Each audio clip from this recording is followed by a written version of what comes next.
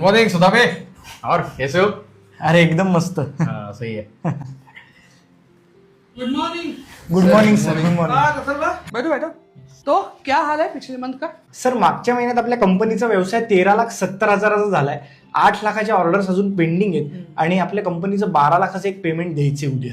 Sir ये महीने का प्रॉफिट 14 लाख हुआ है और मेरे ख्याल से इस डिपार्टमेंट का ये आज तक का सबसे अच्छा प्रॉफिट है. वीपी के सामने प्रेजेंटेशन तुम ही दोगे और मैंने तुम्हारा नाम भी रिकमेंड किया है दिल्ली के लिए. Thank you sir. सर आणि माझ्या प्रमोशनचं काय? अथर्व तुम अपने हिंदी में काम करो. हमारी कंपनी 6 स्टेट में ऑपरेट करती है. हो माहिती आहे मला सर, पण आपलं हेड ऑफिस तर महाराष्ट्रात आहे ना. हाँ पर हमारे वीपी तो दिल्ली के है ना. पण मग सर त्यांना काय मराठीचा प्रॉब्लेम आहे? अरे हो, दिल्लीतल्याच लोकांना मराठीचा प्रॉब्लेम आहे नाही का. अहो त्यांनी हिंदीत सांगितलं पण आकडे सगळे चुकवले. तो नंबर्स तुम बताओ ना. हाँ. अच्छा, म्हणजे तो हिंदीत बोलतो म्हणून त्याला प्रमोशन का? अरे यार अथर्व, हिंदी तो तुम्हें भी आती है. आणि इतक्या वेळ बोलतोय म्हणजे तुम्हाला पण मराठी येतं.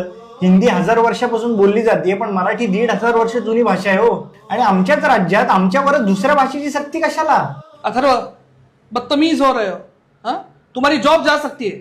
नाही फरक पडत. मला जॉब अकाउंट्स येतं म्हणून लागलाय, हिंदीच्या जीवावर नाही.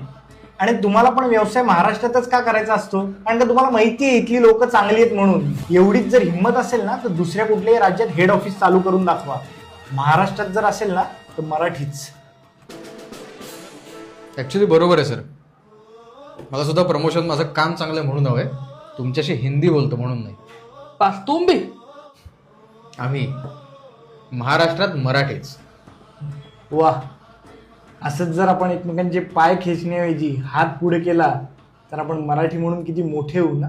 सटकून टाकती राख नव्याने जाग पेटू दे आग मराठी.